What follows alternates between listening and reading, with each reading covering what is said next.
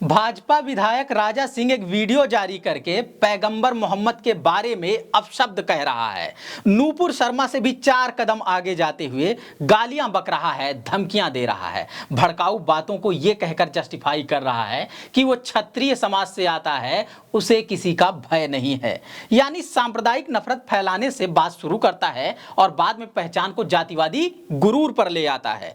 ऐसे ही गुजरात सरकार द्वारा बिल्किस बानो के बलात्कारियों को छोड़ दिया जाता है, जिसकी असल वजह खुद एक भाजपा नेता बताता है। क्योंकि बलात्कारी ब्राह्मण समुदाय से हैं, इसलिए उन्हें सुधर जाने का चरित्र प्रमाण पत्र मिल जाता है। इतनी दरिंदगी, इतनी वहशियत के बाद सोचिए कैसे कथित ऊंची जाति का होने का फायदा मिल जाता है। नोएडा में कैमरे के सामने भाजपा नेता श्रीकांत त्यागी महिला को धमकी देता है, भद्दी भद्दी गालियां सुनाता है। मामला आगे बढ़ जाता है, श्रीकांत त्यागी गिरफ्तार कर लिया जाता है। हैरानी है कि बचाव में उसका त्यागी समाज आ जाता है। महापंचायत की जाती है, श्रीकांत को पीड़ित बताया जाता है, जाति श्रेष्ठता का दंभ दिखाया जाता है, मेहनत कश चमार जाति को बेवजह ही नीच बताया जाता है। इतनी नंगई करने के बाद भी शासन प्रशासन मूक दर्शक बना रहता है, हाथ पर हाथ धरे रह जाता है, धमकी पर धमकी सुनते जाता है। सोचिए, ये जाति अहंकार नहीं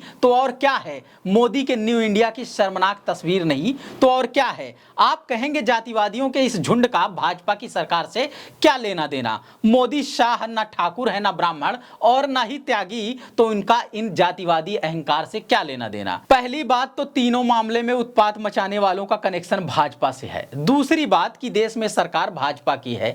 तीसरी बात कि जातिवाद और धार्मिक कट्टरता के 4 सबसे बड़े पोषक व्यक्ति एक ही जाति के हैं, जो बनिया हैं।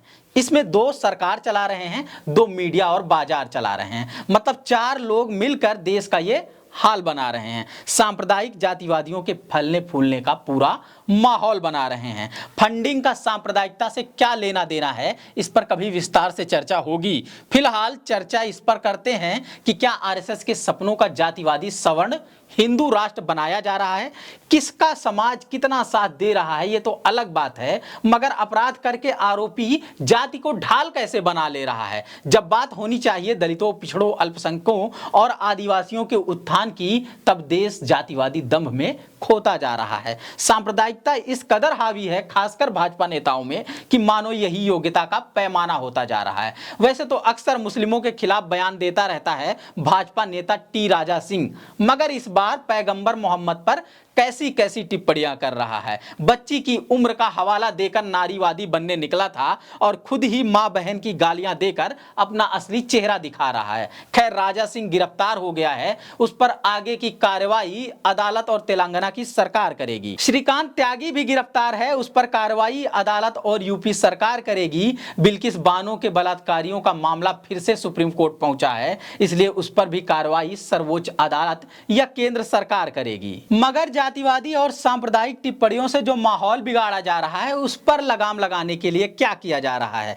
कोई धर्म के नाम पर ऐसी टिप्पणियां कर रहा है, तो कोई जाति के नाम पर खुद को श्रेष्ठ बता रहा है। सरकार के साथ साथ मीडिया से भी सवाल है कि वो कैसा बीमार न्यू इंडिया बना रहा है, जातिवादी सांप्रदायिक न्यू इंडिया बना रहा है।